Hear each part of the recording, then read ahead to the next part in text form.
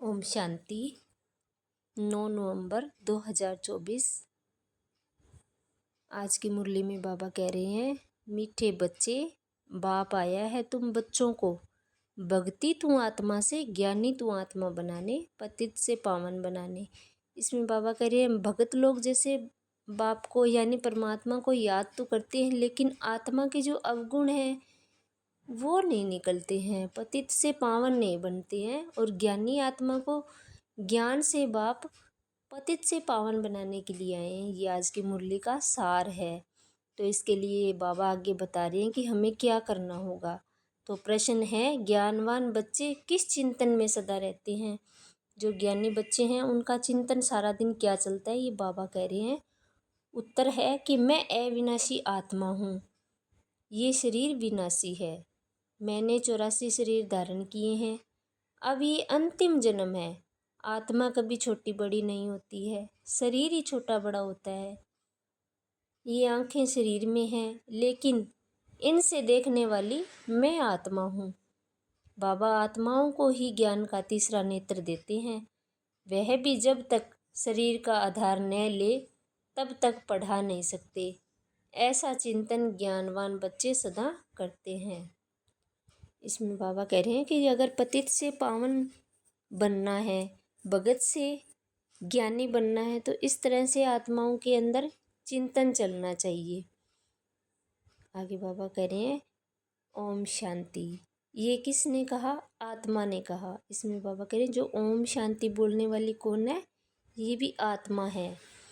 अविनाशी आत्मा ने कहा शरीर द्वारा, यानी जो अविनाशी आत्मा है वो किसके द्वारा बोल रही है? शरीर के द्वारा।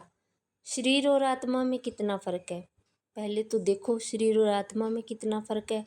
शरीर तो 5 तत्वों का बना हुआ है और आत्मा लाइट है, एनर्जी है।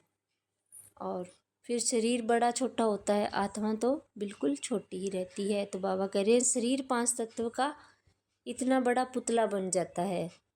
भले छोटा भी है तो भी आत्मा से तो ज़रूर बड़ा ही है। पहले तो एकदम छोटा पिंड होता है।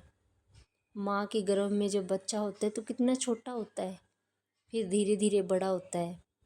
जब थोड़ा बड़ा होता है तब आत्मा प्रवेश करती है। बड़ा होते होते फिर इतना बड़ा हो जाता है। आत्मा तो चैतन्य है ना। जब तक आत्मा प्रवेश न करे तब तक पुतला कोई काम का नहीं रहता। कितना फ़र्क है। बोलने चलने वाली भी आत्मा ही है। वह इतनी छोटी सी बिंदी ही है, वह कभी बड़ी छोटी नहीं होती, विनाश को नहीं पाती। अब यह परम आत्मा बाप ने समझाया। ये कौन समझा रहे हैं? कि परमात्मा बाप, कि मैं अविनाशी हूँ और ये शरीर विनाशी है। उनमें मैं प्रवेश कर पाठ बजाता हूँ। ये बातें तुम अभी चिंतन में लाते हो। आगे तो न आत्मा को जानते थे न परमात्मा को जानते थे। सिर्फ कहने मात्र कहते थे, हे परम पिता परमात्मा। आत्मा भी समझते थे, परंतु फिर कोई ने कहा तुम परमात्मा हो। ये किसने बताया? इन भक्ति मार्ग के गुरुओं और शास्त्रों ने। सतयुग में तो कोई बतलाएंगे नहीं। अभी बाप ने समझाया है, तुम मेरे बच्चे हो। आत्मा नेचुरल है, शरीर अननेचुरल मिट्टी का बना हुआ है। जब आत्मा है तो बोलती चलती है। अभी तुम बच्चे जानते हो, हम आत्माओं को बाप समझाते हैं, निराकार शिव बाबा। इस संगम पर ही इस शरीर द्वारा आकर सुनाते हैं। कौन से शरीर द्वारा? ब्रह्मा बाबा के शरीर द्वारा। ये आंखें तो शरीर में रहती ही है। अभी बाप ने ज्ञान चक्षु देते हैं। आत्मा में ज्ञान नहीं है तो अज्ञान चक्षु है।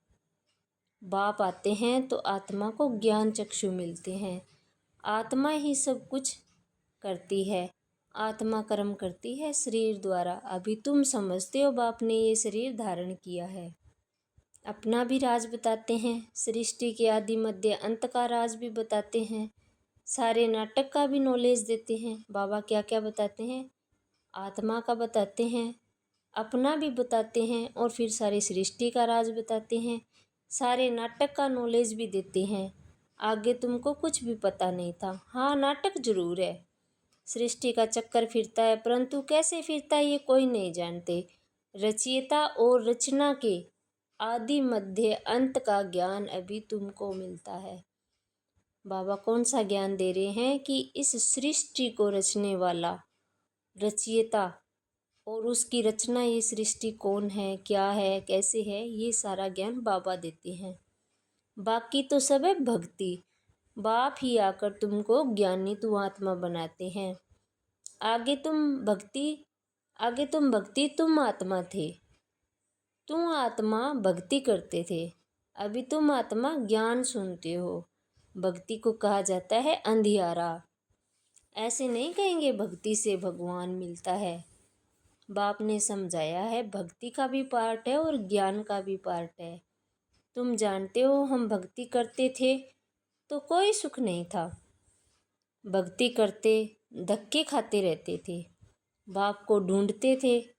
अभी समझते हो यज्ञ, तप, दान, पुण्य आदि जो कुछ करते थे, ढूंढते ढूंढते धक्का खाते खाते तंग हो जाते थे, तमो प्रधान बन जाते थे। क्योंकि गिरना होता है ना, झूठे काम करना, छीछी होना ही है।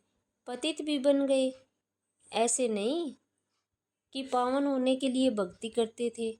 भगवान से पावन बनने बगैर हम पावन दुनिया में जा नहीं सकेंगे। ऐसे नहीं कि पावन बनने बगैर भगवान से नहीं मिल सकेंगे। भगवान तो कहते हैं आकर, भगवान को तो कहते हैं आकर पावन बनाओ। पतित ही भगवान से मिलते हैं भगवान होने के लिए। पतित ही भगवान से मिलते हैं पावन होने के लिए। पावन से तो भगवान मिलता नहीं। सतयुग में थोड़ी लक्ष्मी नारायण से भगवान मिलता है। भगवान आकर के तुम पतितों को पावन बनाते हैं और तुम ये शरीर छोड़ देते हो। पावन तो इस तमो प्रधान पतित सृष्टि में रह नहीं सकते। बाप तुमको पावन बनाकर गुम हो जाते हैं। उनका पार्ट ही ड्रामा में वंडरफुल है। जैसे आत्मा देखने में नहीं आती है, भल साक्षात्कार तो होता है तो भी समझ न सके। और तो सबको समझ सकते हैं ये फलाना है, ये फलाना है, याद करते हैं, चाहते हैं फलाने का चैतन्य में साक्षात्कार हो, और तो कोई मतलब नहीं। अच्छा चैतन्य में देखते हो फिर क्या, साक्षात्कार हुआ फिर तो गुम हो जाएगा। अल्पकाल क्षण भंगुर सुख की आस पूरी होगी, उसको कहा जाता है अल्पकाल क्षण भंगुर सुख। साक्षात्कार की चाहना थी, वह मिला। बस यहाँ तो मूल बात है पतित से पावन बनने की। पावन बनेंगे तो देवता बन जाएंगे और स्वर्ग में चले जाएंगे। बाबा तो एक ही बात कह रहे हैं आत्मा को पावन बनने के लिए। शास्त्रों में तो कल्प की आयु लाखों वर्ष लिख दी है। समझते हैं कलयुग में अर्जुन 40,000 वर्ष पड़े हैं। बाबा तो समझाते ही हैं कि सारा कल्प ही 5,000 वर्ष का है। तो मनुष्य घोर अंधियारे में है ना, उसको कहा जाता है घोर अंधियारा। ज्ञान कोई